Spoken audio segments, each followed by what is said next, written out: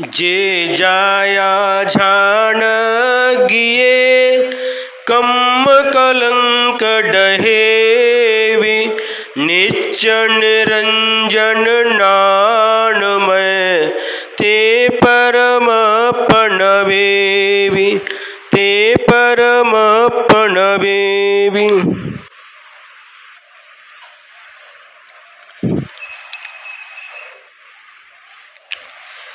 दोहा सूत्र नंबर 16।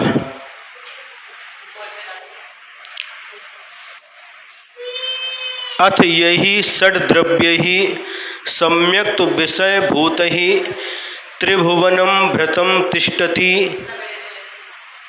तानि दृक् जानीहि इति अभिप्रायम मनसि संप्रधार्य सूत्रम इदम कथयति। अब जिन 6 द्रव्यों के द्वारा जो यह लोक 3 लोक भरा हुआ है, जिन 6 द्रव्यों के द्वारा यह 3 लोक भरा हुआ है, उनको यथार्थ जानो, ऐसा अभिप्राय मन में धारण करके यह आगे का दोहा सूत्र कहा जा रहा है। दौवह जानहि ताई छह तिहुयनु भरियो जेहि आई विनाश विभज्यहि नानिहि पवनीहि। द्रव्याणि जानीहि तानि षट् त्रिभुवनम भृतम यही आदि विनाश विवर्जित ही ज्ञान भी प्रभणित ही। क्या कह रहे हैं?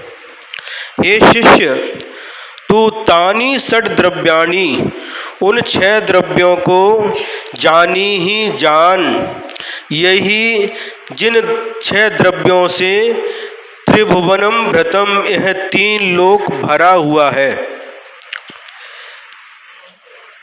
वे 6 द्रव्य ज्ञान भी ज्ञानियों के द्वारा अथवा ज्ञानियों ने आदि विनाश विवर्जित ही, आदि और अंत से रहित कहा है।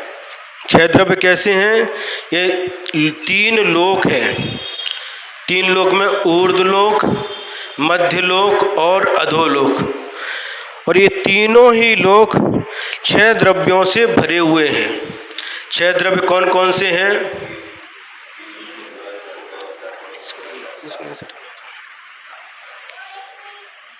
उधर से फोटो ले रहे, ये भी सब आएगा उसमें, उठा लो ऐसे, उधर साइड में रखो सब। 6 द्रव्य हैं: जीव द्रव्य, पुद्गल द्रव्य, धर्म द्रव्य, अधर्म द्रव्य, आकाश द्रव्य और काल द्रव्य। इन 6 द्रव्यों के द्वारा यह 3 लोक भरा हुआ है। और कैसा है? अनादि अनिधन है। इस लोक की किसी ने रचना नहीं की, इस लोक को किसी ने बनाया नहीं है, अनादि काल से है। और अनिधन यानी कभी भी इसका निधन नहीं होगा, कभी भी ये समाप्त नहीं होगा। इस प्रकार से इस लोक का न आदि है और न अंत है। न इस लोक को बनाने वाला कोई कर्ता है, न कोई इसका हरता हरण करने वाला हरता है, और न कोई इसका रक्षक है। अन्य धर्म वाले मानते हैं कि इस लोक को बनाने वाले विष्णु हैं, रक्षा करने वाले नहीं, बनाने वाले ब्रह्मा हैं, रक्षा करने वाले विष्णु हैं और नाश करने वाले महेश हैं। लेकिन यहाँ पर कह रहे हैं ऐसा कुछ भी नहीं है। यह लोक अनादि काल से था और अनंत काल तक रहने वाला है। न इसे किसी ने बनाया है और न कोई इसे मिटा सकता है। इसका कोई कर्ता नहीं है। यद्यपि ये 6 द्रव्य व्यवहार सम्यक्त्व के कारण हैं, तो भी शुद्ध निश्चय नय से शुद्ध आत्मानुभूति रूप वीतराग सम्यक्त्व का कारण नित्य आनंद स्वभाव निज शुद्धात्मा ही है। व्यवहार से क्या कह रहे हैं? व्यवहार सम्यक्त्व के कारण है। सम्यक दर्शन किसे कहते हैं? हाँ, सच्चे देव शास्त्र गुरु के ऊपर श्रद्धान रखना और तत्वार्थ श्रद्धानम सम्यक दर्शनम ये भी कहा है। और त्रैकाल्यम द्रव्य षटकम नवपद सहितम जीव षटकाय लेस्या इत्यादि के माध्यम से भी इस सम्यक्त की परिभाषा बतलाई गई है। तो जो 6 द्रव्य हैं जिनके ऊपर श्रद्धान करने से सम्यक्त की प्राप्ति होती है उसे व्यवहार सम्यक्त कहा है। तो 6 द्रव्य व्यवहार सम्यक्त के लिए कारण होते हैं, ऐसा यहाँ पर कहा है। अब अथ तेषाम एव षड्द्रव्याणाम संज्ञाम चेतना चेतन विभागम च कथयति। अब जो 6 द्रव्य कहे हैं उनमें चेतन और अचेतन का विभाग करके कथन किया जाता है। जीव सचेयणुदव मुनि पंच अचेयन अन्न पोगलु धम्माहम मुनहु काले सहिया भिन्न। क्या कह रहे हैं? जीव सचेयनु, जो 6 द्रव्य हैं उसमें से जीव द्रव्य सचेतन है, चेतना वाला है, इस प्रकार से तुम जानो। और पंच अचेयन अन्न, और जीव द्रव्य को छोड़ करके जो 5 द्रव्य बचे, पुद्गल द्रव्य, धर्म द्रव्य, अधर्म द्रव्य, आकाश द्रव्य और काल द्रव्य, ये 5 ही द्रव्य अचेतन हैं। चेतन किसे कहते हैं? जिसमें चेतना पाई जाती है, जिसमें जानने और देखने की शक्ति विद्यमान है, उसे चेतन कहते हैं। तो 6 द्रव्यों में से मात्र एक ही ऐसा द्रव्य है जिसमें जानने और देखने की शक्ति विद्यमान है। वह द्रव्य कौन सा है? जीव द्रव्य है। जीव द्रव्य के पास ही जानने देखने की शक्ति है। और पुद्गल द्रव्य है, धर्म अधर्म आकाश काल, इन किसी भी द्रव्य में जानने और देखने की शक्ति नहीं है, इसलिए ये 5 ही द्रव्य अचेतन कहे गए हैं। समझ में आ रहा है? क्यों लक्षित विधान समझ में आ रहा है? अब देख रहे हैं, कौन देख रहा है? देखने वाला कौन है? जीव द्रव्य है। जानने वाला कौन है? जीव द्रव्य है। जीव द्रव्य को छोड़ करके कोई भी द्रव्य जान भी नहीं सकता और देख भी नहीं सकता। उनके पास जानने देखने की शक्ति नहीं है।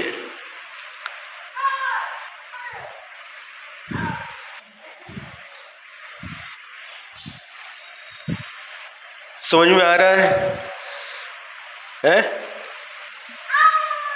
तो 6 द्रव्यों में से एक द्रव्य जीव द्रव्य मात्र चेतन द्रव्य है और शेष 5 द्रव्य अचेतन है। वो कुछ भी जानते नहीं हैं, देखते नहीं हैं, जानते नहीं हैं।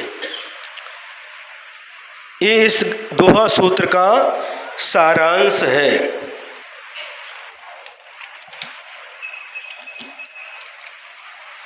अथ अनंतरम सूत्र चतुष्टयेन जीवादि षड्द्रव्याणाम क्रमेण प्रत्येकम लक्षणम कथ्यते। अब 4 दोहा सूत्रों के माध्यम से जीव आदि 6 द्रव्यों का क्रम से प्रत्येक का लक्षण कहा जाता है। मुक्ति बिहुनौ नानमौ परमानंद सहाऊ नियमिम जोई अप्पु मुनि निच्चु निरंजनु भाव। मूर्ति विहीन ज्ञानमय परमानंद स्वभाव नियमेन योगिन आत्मानं मन्यस्व नित्यम निरंजनम भावम। सबसे पहले जीव द्रव्य का लक्षण बता रहे हैं। जीव द्रव्य कैसा है? तो योगिन, हे योगी, नियमेन, नियम से, आत्मानम, तू आत्मा को, मन्यस्व, जान। कैसा है आत्मा? तो कह रहे मूर्ति विहीन, मूर्ति से रहित है। मूर्ति से रहित का मतलब क्या है? हमें किसी भी इंद्री के द्वारा उस जीव द्रव्य का, आत्मा का ज्ञान नहीं हो सकता। क्या? हमारे पास 5 इंद्रियां हैं। पांचों इंद्रियों के माध्यम से हम वस्तु का अलग अलग इंद्रिय से ज्ञान प्राप्त कर लेते हैं। किसी को देख करके ज्ञान कर लेते हैं, किसी को सुन करके, सूंघ करके, चख करके, छू करके हम ज्ञान प्राप्त कर लेते हैं। लेकिन जो मूर्तिक द्रव्य है उसका ज्ञान इन इंद्रियों के माध्यम से होता है। लेकिन जीव कह रहे हैं जीवः मूर्ति विहीन। जीव मूर्ति यानी मूर्त नहीं है, अमूर्तिक है। किसी भी इंद्रिय के माध्यम से हम जीव का ज्ञान नहीं कर सकते। छू करके जीव का ज्ञान हो जाए, नहीं हो सकता। चख करके भी नहीं हो सकता, सूंघ करके भी नहीं हो सकता, देख करके भी नहीं हो सकता और सुन करके भी नहीं हो सकता।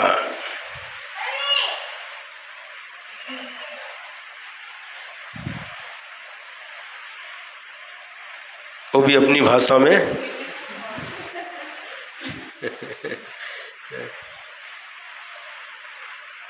अब जैसे हवा का ज्ञान हो रहा है, हवा चल रही है, कैसी हवा है, ठंडी हवा है या गर्म हवा है, तो स्पर्शन इंद्रिय के माध्यम से इसका ज्ञान हो रहा है। हो रहा कि नहीं है? दूसरा उदाहरण दे दें। आप आम लेकर के आए। महाराज आम का ही उदाहरण क्यों देते हैं? क्योंकि आम का सीजन है। आम लेकर के आए। अब आम को आपने देखा, देख करके ये आम कैसा है, इसका वर्ण कलर पीला है। कैसा है? पीला है। तो आंखों से देख करके उस आम के रंग का ज्ञान हो गया। और किसी ने कहा ये आम है, उस आम शब्द सुन करके उस आम का ज्ञान हो गया कर्ण इंद्रिय के माध्यम से।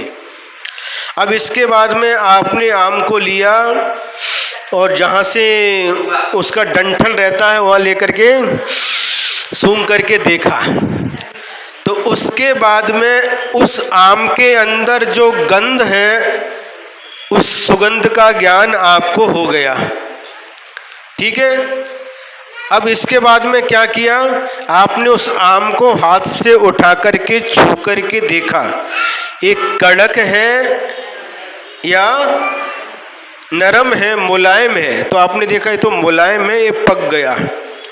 और उसके बाद में आपने ऊपर का जो थोड़ा रहता ना, जहाँ से काला काला छिलका नहीं, डंठल थोड़ा सा, और उसको आपने निकाल दिया। और डंठल निकालने के बाद में आपने क्या किया,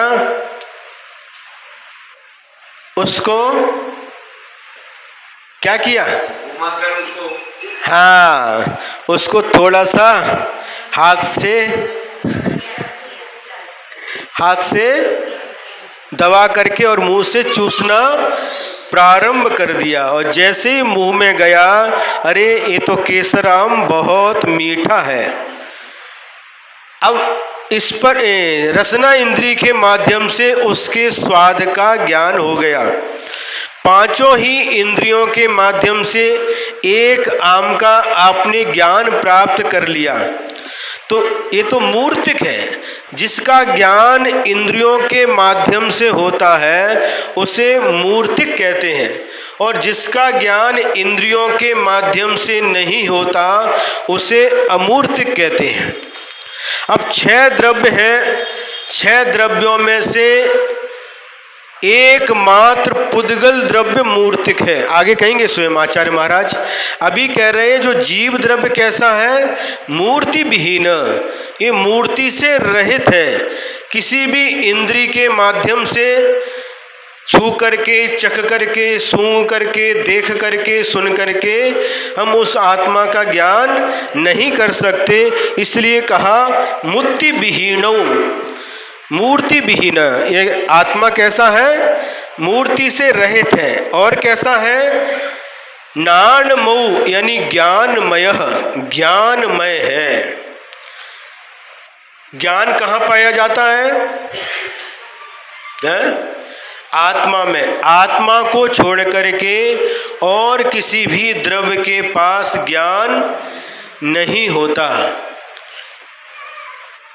आत्मा ही उन द्रव्यों का ज्ञान प्राप्त करता है, जानता है। लेकिन दूसरे जो द्रव्य हैं, आत्मा को छोड़ करके जितने भी दूसरे द्रव्य हैं, पुद्गल, धर्म, अधर्म, आकाश, काल, ये किसी भी द्रव्य के पास ज्ञान नहीं है।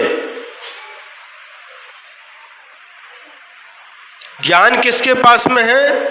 एकमात्र जीव द्रव्य के पास ही ज्ञान पाया जाता है। तो जीव कैसा है?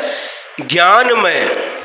जीव को छोड़ करके अन्य कहीं पर भी ज्ञान नहीं है, किसी भी द्रव्य के पास ज्ञान नहीं है।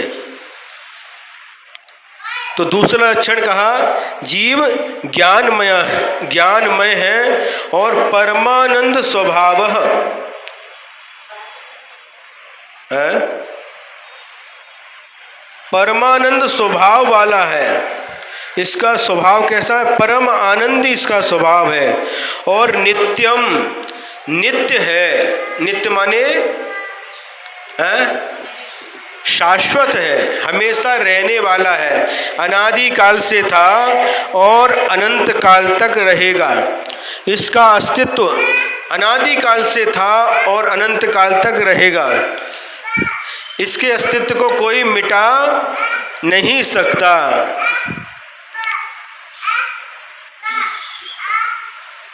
आ और बा दो ही अक्षर आते हैं आपको?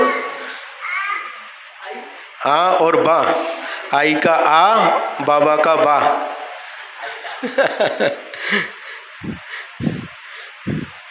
समझ में आ रहा है? नित्य का मतलब क्या है? शाश्वत है, हमेशा रहने वाला है, कोई भी इसके अस्तित्व को मिटा नहीं सकता। शरीर मिट जाता है, शरीर बनता है, शरीर मिटता है, लेकिन शरीर को धारण जिसने किया है, ऐसा आत्मा कभी भी मिटता नहीं है, इसलिए नित्य है। 12 भावनाओं में एक अनित्य भावना आती है, आती कि नहीं? सबसे पहली भावना का नाम है अनित्य भावना। अनित्य का अर्थ क्या है? नित्य से जो विपरीत है, यानी मिटने वाला है। जो मिटने वाला है उसे अनित्य कहते हैं। राजा राणा छत्रपति हाथिन के असवार, मरना सबको एक दिन अपनी अपनी बार। क्या है ये? अनित्य भावना। चाहे राजा हो, चाहे राणा हो, चाहे छत्रपति हो, कोई भी हो, राजा राणा छत्रपति, हाथिन के असवार, हाथी पर सवारी करने वाले हो,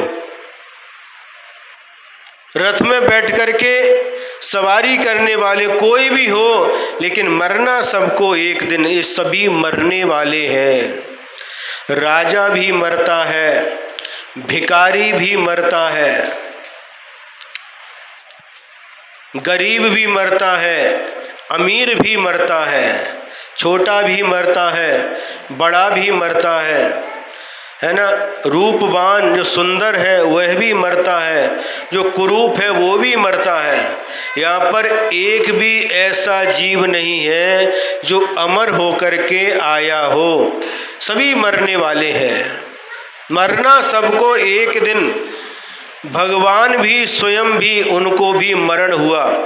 अरिहंत भगवान को मरण होता कि नहीं? 24 तीर्थंकर भगवान का मरण हुआ कि नहीं? हाँ, वो तो सिद्ध भगवान तो शरीर से रहित ही है ना, शरीर से रहित है। मरण तो शरीर का होता है ना, सिद्ध भगवान के शरीर ही नहीं है, इसलिए मरण का सवाल ही नहीं है। तो अरिहंत भगवान का भी मरण होता है, तीर्थंकर भगवान का भी मरण होता है, होता कि नहीं? तीर्थंकर भगवान भी आयु समाप्त होते हुए भी उसके बाद में जब आयु समाप्त हो जाती है, एक समय भी आयु बढ़ाने के लिए कोई सक्षम नहीं है। चक्रवर्ती कहे मेरी पूरी विभूति ले लो, मुझे 1 सेकंड की मेरी आयु बढ़ा दो, कोई भी बढ़ा नहीं सकता।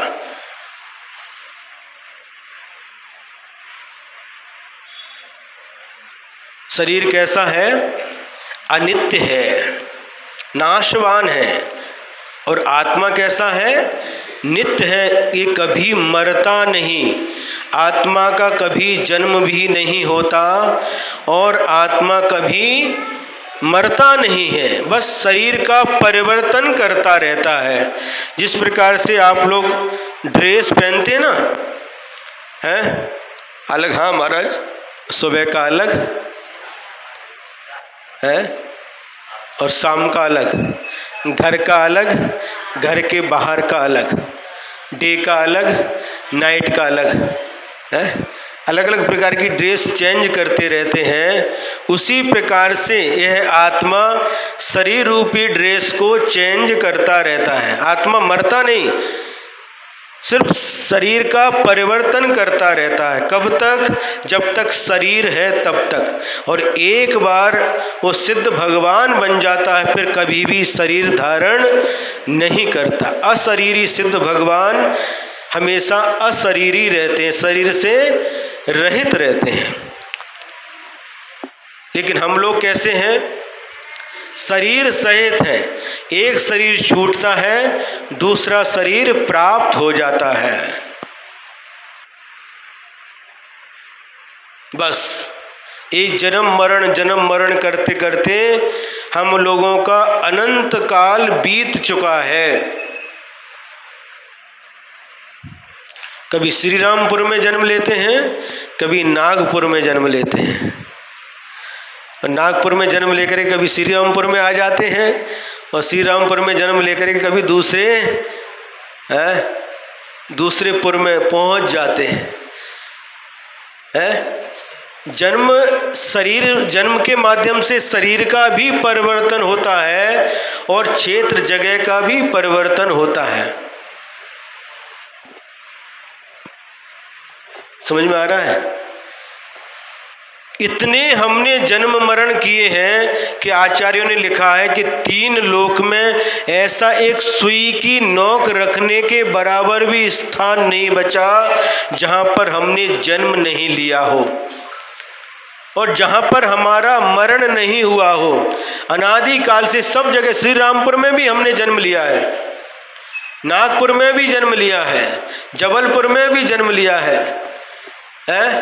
महाराष्ट्र, कर्नाटक, अमेरिका, कहाँ 3 लोक में ऐसी कोई जगह नहीं है जहाँ पर हमने जन्म नहीं लिया हो।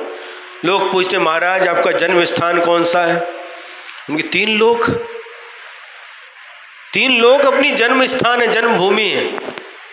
लेकिन वर्तमान की अपेक्षा से वर्तमान पर्याय में जहाँ जन्म लिया उसको अपनी जन्मभूमि कहते हैं। कहते कि नहीं? कोई उमापुर कहते हैं, कोई नागपुर कहते हैं, है ना? कोई अहिल्यानगर कहते हैं, कोई कोपर गांव कहते हैं, कोई मालेगांव कहते हैं, कोई शिरडी कहते हैं, कोई नरसिंहपुर कहते हैं, कोई इंदौर कहते हैं और कोई मनावर कहते हैं। जहाँ जन्म होता है वर्तमान पर्याय में उसको अपनी जन्मभूमि मानते हैं। लेकिन क्या आपका जन्मभूमि कहाँ थी? तो वही तो बता रहे ना। वो तो ठीक है, 3 लोग बोल दिए और कभी बोल दिए। जन्म कहाँ होता है? जन्म कहाँ होता है? 3 लोक में जन्म होता है और जो मनुष्य पर्याय है वह 2.5 द्वीप के अंदर, ढाई द्वीप के अंदर ही मनुष्य पर्याय धारण करने को मिलती है। ढाई द्वीप के बाहर मात्र त्रिंच प्राणी पाए जाते हैं।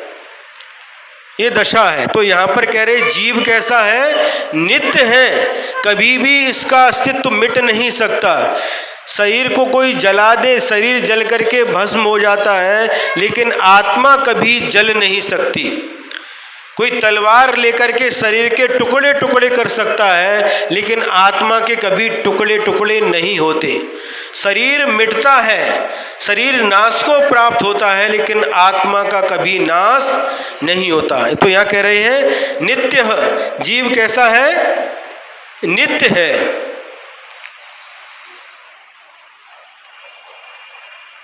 और कैसा? निरंजन। निरंजन माने अंजन से रहित है, कर्मों से रहित है। ऐसा यह जीव पदार्थ है। संसार अवस्था में यह जीव कर्मों से सहित है, और सिद्ध भगवान बनने के बाद में यही जीव कर्मों से रहित हो जाता है। यह इसका भावार्थ हुआ। अब इसके बाद में पुनः अब पुद्गल द्रव्य का स्वरूप बताते हैं।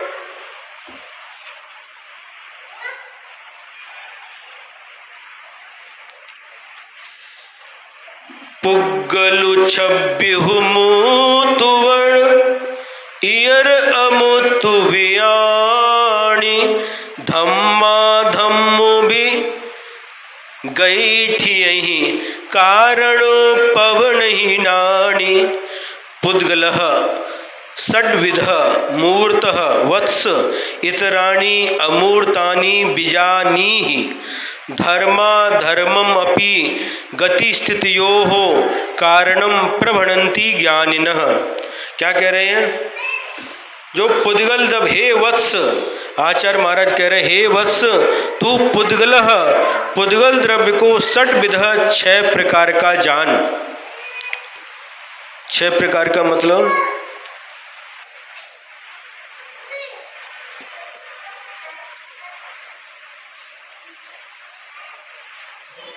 6 प्रकार का मतलब इसके पुद्गल द्रव्य के 6 भेद हैं। बादर बादर बादर, बादर सूक्ष्म, सूक्ष्म बादर, सूक्ष्म और सूक्ष्म सूक्ष्म। इस प्रकार से ये पुद्गल 6 भेद वाला है। अब इसके महाराज इसमें बता दो इसका क्या अर्थ है। तो उनमें से जो पत्थर है, काठ है, पृथ्वी, ये सभी कैसे हैं? बादर बादर हैं।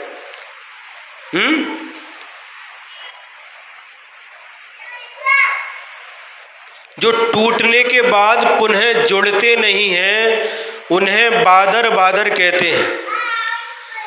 एक पत्थर है, पत्थर का आपने टुकड़ा किया, पुनः वह पत्थर जुड़ नहीं सकता।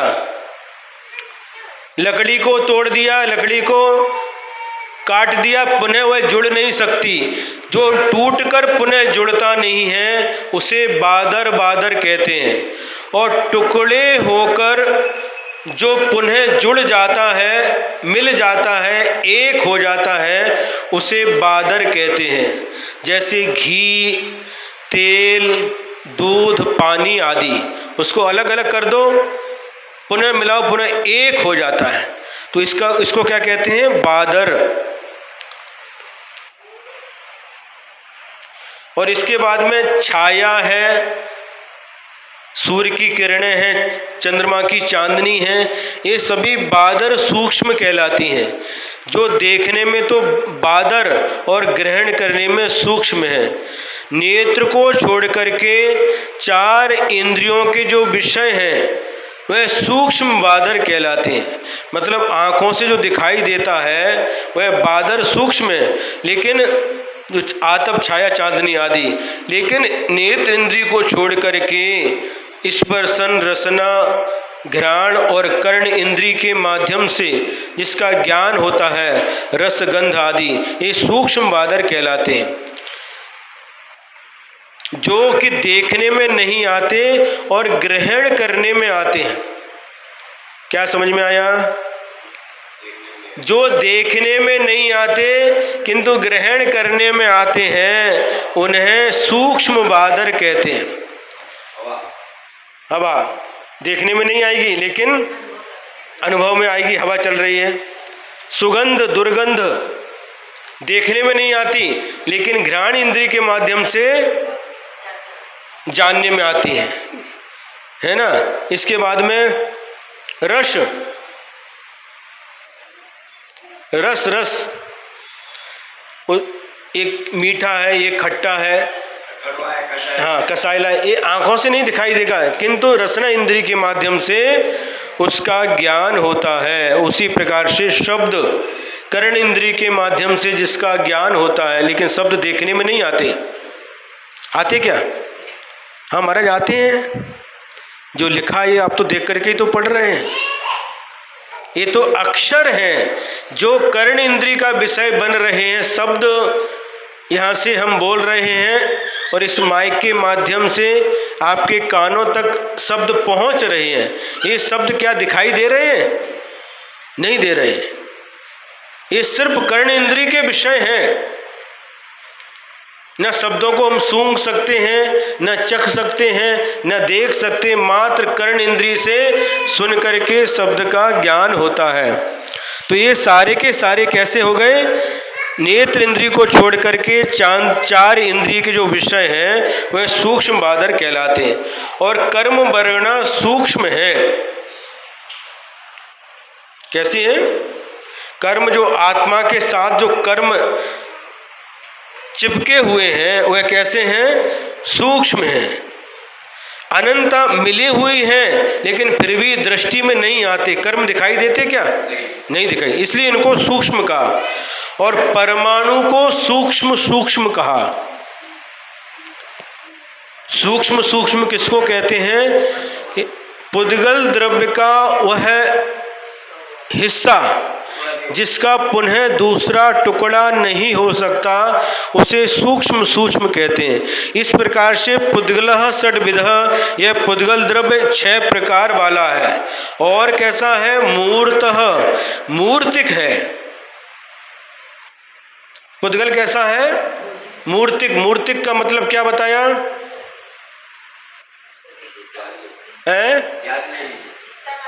ज्ञान नहीं, नहीं नहीं नहीं, ज्ञान नहीं नहीं, जो दिखाई देता है, पांचों इंद्रियों का जो विषय बनता है उसे मूर्तिक कहते हैं। हम सामान्य से हम जो परिभाषा बताते मूर्तिक क्या है? जो दिखाई दे रहा है वो मूर्तिक है, जो दिखाई नहीं देता वो है अमूर्तिक है, ऐसा समझते। ऐसा नहीं है। माइक्रोस्कोप से दिखाई देता है। माइक्रोस्कोप से भी दिखाई नहीं देता।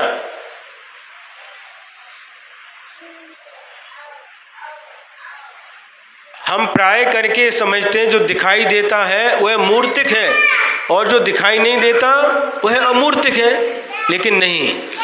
मूर्तिक का मतलब है जो पांचों इंद्रियों में से किसी न किसी इंद्रिय का विषय बनता है वह सभी मूर्तिक है। हवा आपको दिखाई नहीं दे रही लेकिन हवा अमूर्तिक नहीं है, हवा मूर्तिक है, क्योंकि स्पर्शन इंद्रिय के माध्यम से उस हवा का ज्ञान हो रहा है। सुगंध है, दुर्गंध है, ये सब कैसे हैं? ये सब मूर्तिक हैं। माने पांचों इंद्रियों में से किसी भी इंद्रिय का जो विषय बनता है वह मूर्तिक कहलाता है। शब्द भी मूर्तिक है। और जो पांचों इंद्रियों में से किसी भी इंद्रिय का विषय नहीं बनता उसे अमूर्तिक कहते हैं।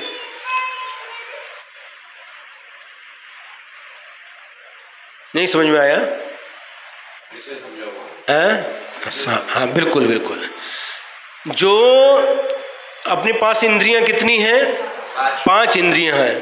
पांचों इंद्रियों के माध्यम से किसी भी इंद्रिय का जो विषय नहीं बनता, किसी भी इंद्रिय से जिसका ज्ञान नहीं होता, न छू करके, न चख करके, न सूंघ करके, न देख करके और न सुन करके, उसे अमूर्तिक कहते हैं, है ना।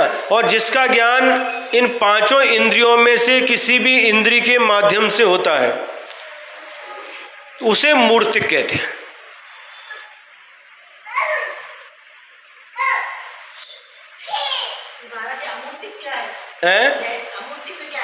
अमूर्तिक में पुद्गल द्रव्य को छोड़ करके आगे कहेंगे सभी द्रव्य अमूर्तिक हैं। अब जैसे आप जीव को देख नहीं सकते, जब किसी का मरण हो जाता है और मरने के बाद यह आत्मा उस शरीर को छोड़ करके निकल जाता है, वह आंखों से दिखाई देता कि आत्मा नहीं दिखाई देता, तो इसलिए वो आंखों का विषय नहीं बना।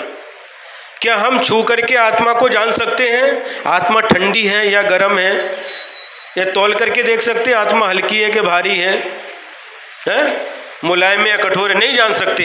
तो स्पर्शन इंद्रिय के माध्यम से भी आत्मा का ज्ञान नहीं हुआ। चख करके आत्मा का स्वाद ले सकते हैं आत्मा मीठी है कि खट्टी है?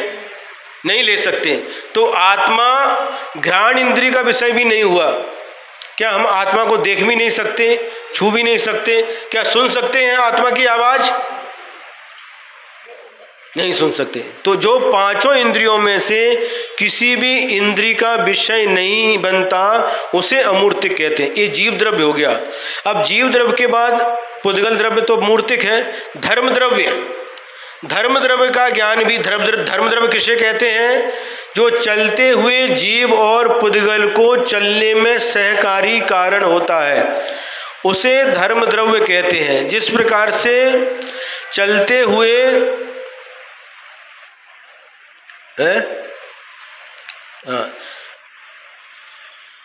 मछली का उदाहरण देते हैं। जिस प्रकार से तोय मच्छाणम, मछली के लिए पानी तैरने के लिए सहकारी कारण होता है।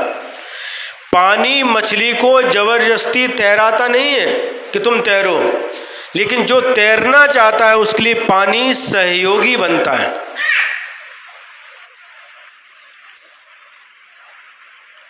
उसी प्रकार से गुरुजी एक उदाहरण देते थे, रेल की पटरी। आपके श्री रामपुर में बेलापुर स्टेशन है पास में ही, आज आहार हो रहा था पाटनी जी के यहाँ, और आहार की करते करते वो ट्रेन की आवाज़ भी आ रही थी। बिल्कुल सामने ही से उनकी आवाज़ कहाँ से आ रही? बिल्कुल रोड के उस पार से ट्रेन दिखाई दे रही आते जाते। तो जिस प्रकार से पटरी रेल की, उसको नहीं छूना, ए भैया दूर से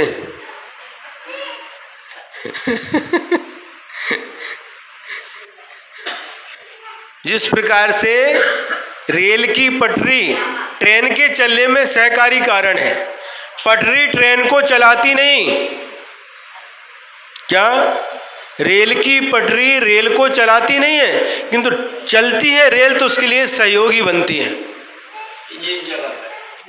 उसी प्रकार से जीव और पुद्गल को धर्म द्रव्य चलाता नहीं है, किंतु जो चलना चाहता है उसके लिए सहयोगी बनता है, वह धर्म द्रव्य कहलाता है। उसी प्रकार से वह अधर्म द्रव्य जो चलते हुए जीव और पुद्गल को ठहरने के लिए सहयोगी बनता है। जिस प्रकार से उदाहरण दिया, चलते हुए पथिक के लिए पेड़ की छाया। कोई पथिक है, गर्मी का समय है, मई का महीना है, जेठ का महीना है, और तपतपाती धूप है, दोपहर का समय है, 1-2 बजे हैं, और उस समय जा रहा है यात्री, यात्रा के लिए निकला है, और पसीना से पूरा शरीर, पूरे कपड़े उसके भीग गए हैं, और जा रहा है, और सामने ही एक घनी छायादार एक पेड़ है, और वह देखता है और पेड़ के नीचे जाकर के रुक जाता है, विश्राम लेता है। पेड़ उसको बुलाता नहीं, हे पथिक इकड़ेया, माजी सावलीला बसा, है बुलाता नहीं। जो बैठना चाहता है उसके लिए छाया देता है। उसी प्रकार से चलते हुए जीव और पुद्गल यदि रुकना चाहते हैं तो वह अधर्म द्रव्य सहयोगी बनता है, उनके लिए सहयोग करता है। चलते हुए किसी को रोकता नहीं, किंतु सहयोगी बनता है। ये अधर्म द्रव्य हो गया।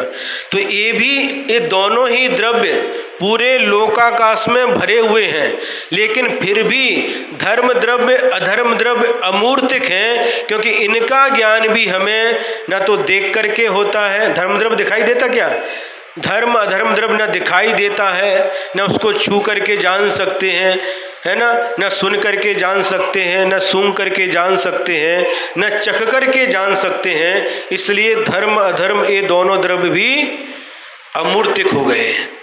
और इसके बाद में आकाश द्रव्य, आकाश द्रव्य कैसा है? दिखाई देता क्या है? ब्लू स्काई क्या बोलते हैं?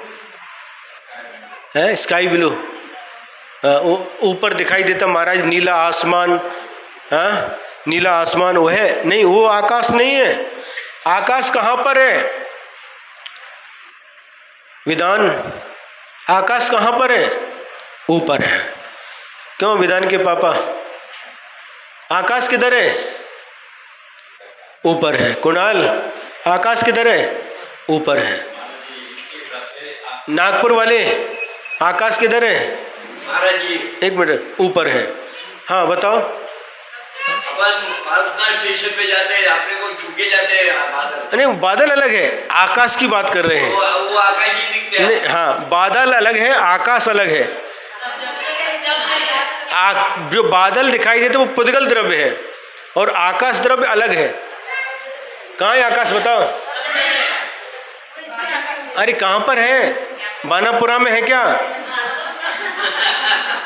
सब जगह है। कहाँ पर है आकाश?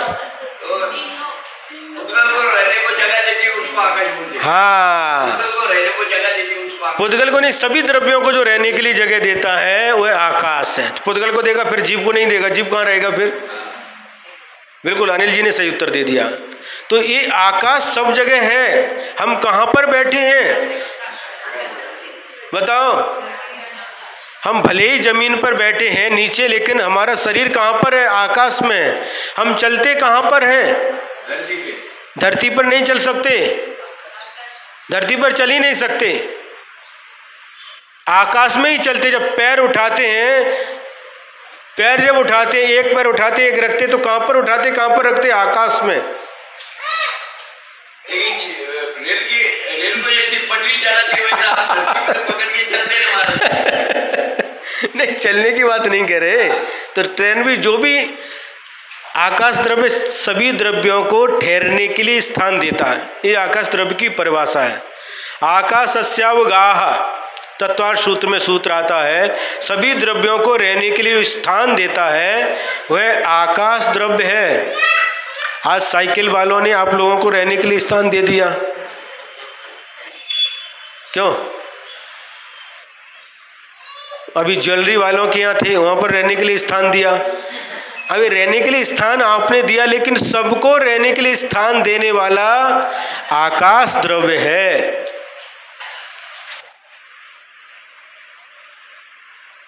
सारे के सारे द्रव्यों के लिए स्थान देने वाला आकाश द्रव्य, और वह आकाश द्रव्य हमें आंखों से दिखाई नहीं दे सकता।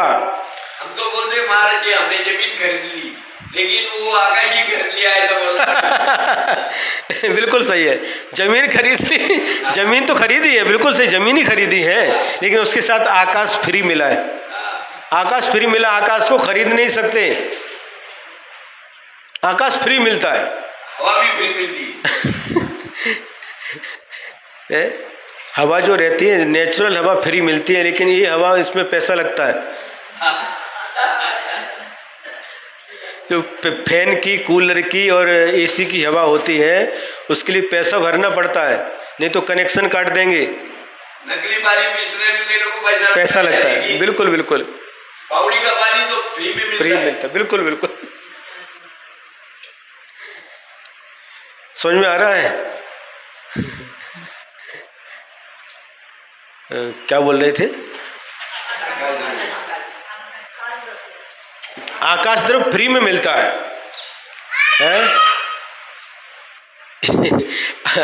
आचार्य ने एक बार सुनाया कि फ्री में मिलने वाले के प्रति, जो फ्री में मिलता है फोकट में, उसके प्रति विशेष आकर्षण रहता है। एक व्यक्ति गया, वो केले पके हुए केले का वो ठेला था, और क्या भैया क्या रेट है? हाँ, क्या रेट है? ये 20 रुपए का 1 दर्जन है, 20 रुपए का 1 दर्जन, और 4 दर्जन खरीदने पर 4 केला फ्री। सुनो, क्या कहा? 4 दर्जन खरीदने पर 4 20 रुपए का 1 दर्जन केला है, और यदि 4 दर्जन केला खरीदे तो 4 केला फ्री। तो व्यक्ति ने कहा, भैया तो फ्री वाले केले ही हमें दे दो। पैसे वाले तुम रखे। जो पैसे वाले केले हैं उनको आपके पास रखो, जो फ्री वाले 4 केले वो हमें दे दो। क्यों? वो लेने पर वो, हाँ, वो लेने हुए तो ये फ्री मिलेंगे। आदत रहती ना, कभी बाजार में जाते भाजी खरीदने के लिए, कोतंबीर धनिया पत्ती खरीद, थोड़ा सा और डाल दो इसमें, है? थोड़ा और डाल दो। हरी मिर्ची खरीदने के 2 मिर्ची और डाल दो ऊपर से।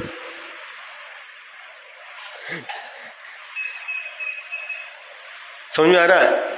फ्री जो मिलता है उसके प्रति विशेष आकर्षण रहता है, इसलिए लोग क्या करते हैं, स्कीम निकालते हैं।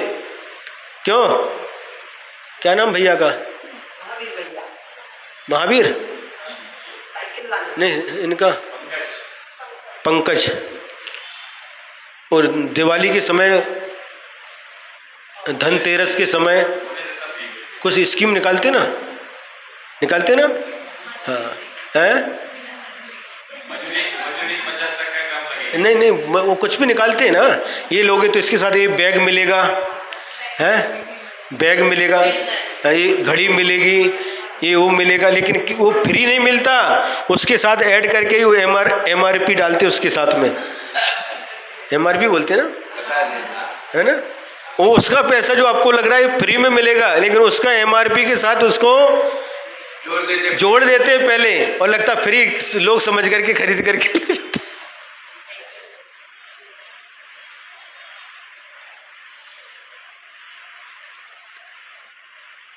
साइकिल पर भी स्कीम रहती क्या? साइकिल पर भी स्कीम रहती क्या? रहती है। अच्छा, तो ये जो फ्री का जो मामला है, वो फ्री का मामला क्यों है?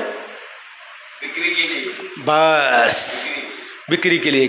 ग्राहक वो फ्री की तरफ आकर्षित होता है और पैसे दे करके खरीदता है, वो फ्री वाला साथ में फ्री मिला, फ्री नहीं मिला। तो आकाश द्रव्य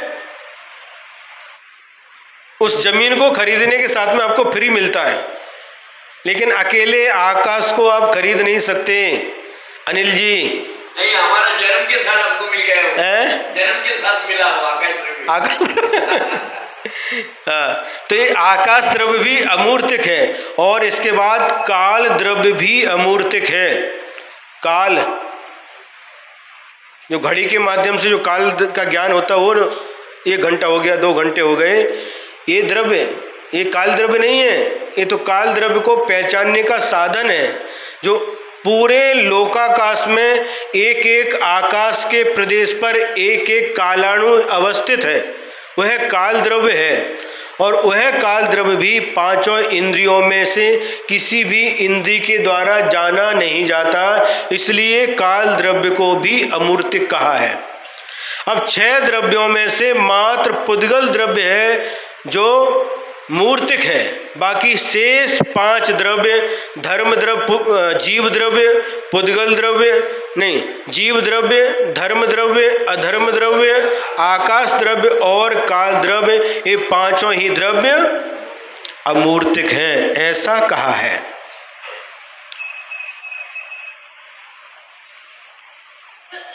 अब इसके बाद में महाराज जी अभी रेतो, क्योंकि 5:15 बजे 5:30 बजे नहीं, बस एक पूरा करके छोड़ते हैं। हाँ, पूरा करके छोड़ते हैं। तो लंबा जाना है पैदल। पैदल जाए। अच्छा, बस छोड़ते हैं। किसी की गाड़ी मिले तो चल जाएंगे फ्री में। दवहि सहलहि वरिठियै नियमे जासु बसंती, तम नहु दब्बु बियाणि तुहु जिन बर एउ भणंती। द्रव्याणि सकलानि उदरे स्थितानि नियमेन यश वसन्ति तत् नवः द्रव्यम बीजानीहि त्वं जिनवराः एतद् भणन्ति। देखो, यश माने जिसके, उदरे माने उदर, पेट में। उदर मतलब, उदर का मतलब पेट होता है, मालूम है कि नहीं? 6:18 में आता, जननी उदर बस्यो नव मास। उदर माने पेट। तो जिसके पेट में सकलानि द्रव्याणि, सभी द्रव्य स्थित हैं, नियमेन बसंती, निश्चय से रहते हैं, आधार और आधे रूप होकर के रहते हैं। जो आधार देने वाला होता है और जो आधार लेने वाला होता है वह आधे कहलाता है। तत् उसको, त्वम माने तू, नवः द्रव्यम आकाश द्रव्य, बीजानी ही जानो। एतत् ऐसा, जिन वराह, जिनेन्द्र भगवान भणंती कहते हैं। मैं नहीं कह रहा हूँ, जिनेन्द्र भगवान ने जो कहा है वही मैं कह रहा हूँ। मैं अपने मन से कुछ भी नहीं कह रहा हूँ। देखिए आचार्यों की कितनी महिमा है। इतना सब कुछ लिखने के बाद भी, हम जैसे अज्ञानियों के लिए इतना ज्ञान देने के बाद भी वह कभी ये नहीं कहते ये मैंने किया, मैंने सिखाया, मैंने लिखा, कभी नहीं लिखते। एक पुरुषार्थ सिद्धि नाम का एक ग्रंथ है, पुरुषार्थ सिद्धि उपाय, और अमृतचंद्र सूरी ने वो पूरा ग्रंथ लिखा और लास्ट में उन्होंने लिखा क्या, बिंदु बिंदु मिलकर के अक्षर बना, अक्षर अक्षर मिलकर के शब्द बना, शब्द शब्द मिलकर के वाक्य बना, और वाक्य वाक्य मिलकर के ये पृष्ठ बना, और पृष्ठ पृष्ठ मिलकर के अधिकार बना, और अधिकार अधिकार मिलकर के यह ग्रंथ बन गया। मैंने इसमें कुछ भी नहीं किया। लेकिन उसमें उनके विचार थे ना, उनके विचार नहीं थे। वो तीर्थंकर की वाणी के अंदर ने सुनी, वो आए। हाँ, भगवान की वाणी, तीर्थंकर भगवंतों की वाणी को उन्होंने बस अपनी लेखनी के माध्यम से लिख दिया। मैंने कुछ नहीं किया। देखिए कितनी लघुता है।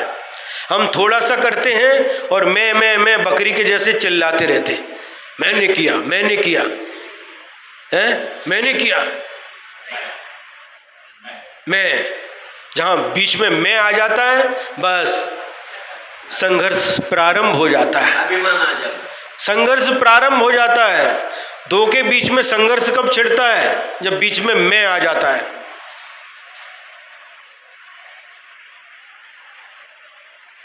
मैं भी कुछ हूं। अरे आप कुछ नहीं, आप तो बहुत कुछ हैं।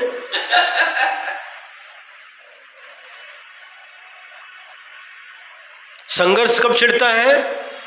जब बीच में मैं आता है तब संघर्ष प्रारंभ हो जाता है। भाई, माता पिता के 4-5 बच्चे हैं, लड़कियां तो अपने घर चली जाती हैं, 4-5 लड़के हैं, सब मिलकर के एक साथ रहते हैं, सब मिलकर के एक छत के नीचे सभी एक साथ रहते हैं। और जैसे ही बच्चों की शादी हो गई, बीच में मैं आ गया। क्यों कुणाल, हमारे जब भी शादी नहीं हुई, जैसे ही बीच में मैं आता है और बस। उसके बाद में भी महाराज जी, पत्नी अगर होशियार रही, वो डिग्री होल्डर रही, और पति थोड़ा कम पढ़ा लिखा रहा, तो भी वो बोलती मैं ही बनाया, तो फिर वो उनका छूट जाता है। लेकिन आपकी पत्नी इतनी देखो समझदार थी, आपका पूरा साथ दिया उन्होंने। हो सकता है वैसा भी। अरे हो सकता नहीं, हमको, अरे हमको पूरी जानकारी है। आप काम करते थे लेकिन नदी पर जाकर के वो 20 कपड़े ले जाकर के नदी में धोती थी। हम तो बोलते महाराज जी कि हम भले कितना कमा के लाके दे, लेकिन अच्छा बना के वो खिलाती है। बहुत बढ़िया, वाह। अच्छा बना के वो खिलाती है।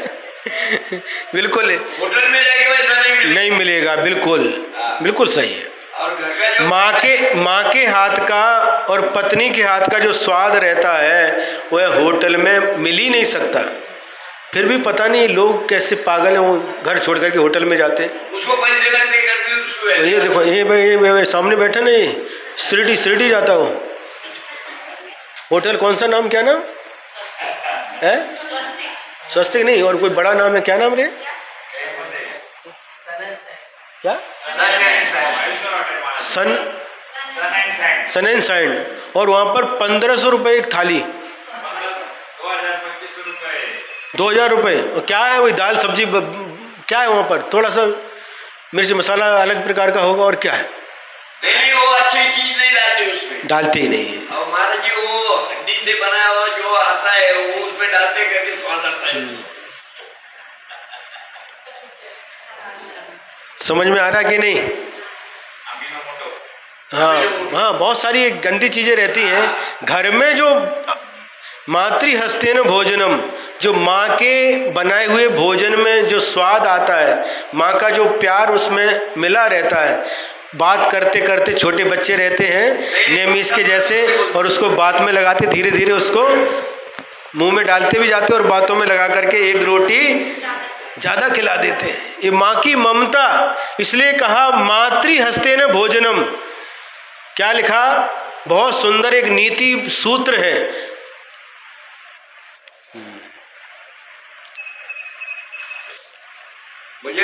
दान पूजा स्वहस्तेन, दान पूजा स्वहस्तेन, पर हस्तेन मर्दनम, विद्या सुगुरु हस्तेन, मातृ हस्तेन भोजनम। भोजन करना 4 बात लिखी इसमें। क्या? दान पूजा स्वहस्तेन, दान और पूजा अपने हाथ से करना चाहिए। वीतराग भगवान की पूजन और दान अपने हाथ से करना चाहिए, दूसरे से नहीं कराना, नौकरों से नहीं कराना, दुनिया के काम नौकरों से कराना, लेकिन दान और पूजा अपने हाथ से करना चाहिए। और पर हस्तेन मर्दनम, और जब मालिश कराना हो तो दूसरे के हाथ से कराना। विद्या सुगुरु हस्तेन, और विद्या यानी ज्ञान की प्राप्ति हमेशा सदगुरु के मुख से करना चाहिए। सदगुरु होते उनके माध्यम से ही विद्या ज्ञान का अर्जन करना चाहिए। और मातृ हस्तेन भोजनम, और भोजन हमेशा माँ के हाथ का ही करना चाहिए। है काय झालं? है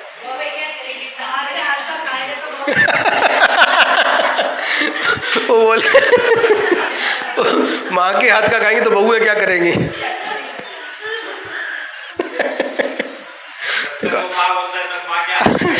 अब अपने अपने मतलब की बात निकाल लेते। महाराज इतने साल तक तो हमने सबको बना करके खिलाया, अब सास बने हैं तो कब बहू के हाथ का भी तो खाना।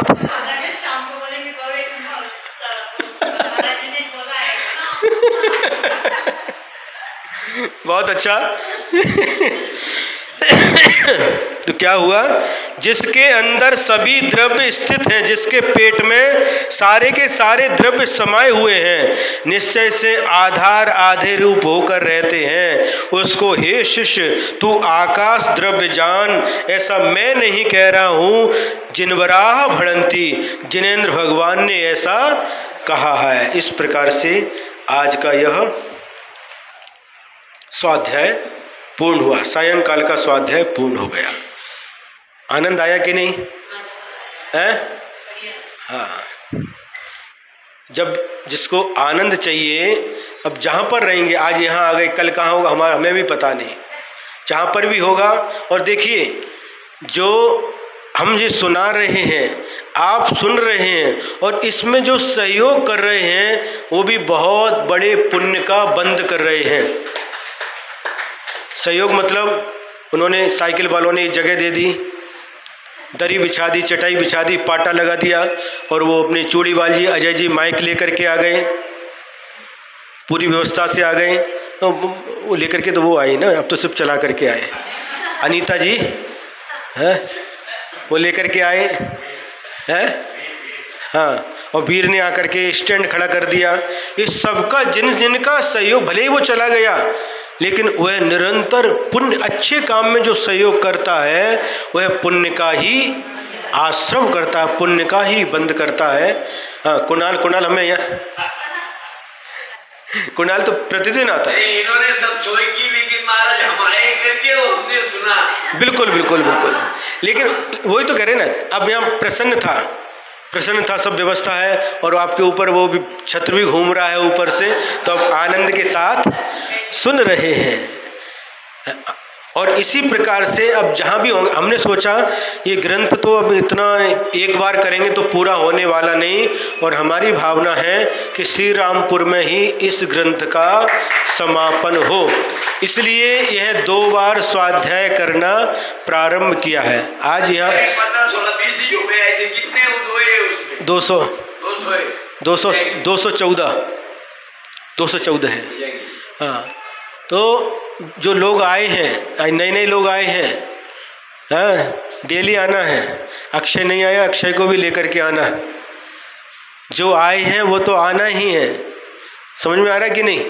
और भी नए लोगों को भी लेकर के आना, ये स्वाध्याय सुनना, भगवान की वाणी को सुनना, ये बहुत बड़े पुण्य के योग से सुनने को मिलता है। बिना पुण्य के ये भगवान की वाणी सुनने को नहीं मिलती। इसलिए आप आएंगे तो आपको तो पुण्य मिलेगा ही, लेकिन वो अपने साथ में एक के साथ एक फ्री, एक के साथ 2, 1-2 जितने भी लोगों को लेकर के आओगे तो आपको ज़्यादा पुण्य मिलेगा। अनिल जी, दादी को लेकर के आओगे तो डबल पुण्य मिलेगा आपको। यदर्थ मात्रा पदवाक्यहीनम मया प्रमादाद्यदि किंचनोक्तम तन्मे क्षमित्वा विदधातु देवी सरस्वती के बल बोधि लब्धिम बोधि समाधि परिणाम शुद्धि स्वात्मोपलब्धि शिव सौख्य सिद्धि चिंतामणिं चिंतित वस्तुदाने त्वां वन्द्यमानस्य ममास्तु देवी, त्वां वन्द्यमानस्य ममास्तु देवी। द्वादशांग जिनवाणी माता की, परम उपकारी परम पूज्य आचार्य गुरुवर श्री विद्यासागर जी महाराज की। अभिनंदन सागर महाराज की जय, श्री सत्य की जय, आज के आनंद की जय।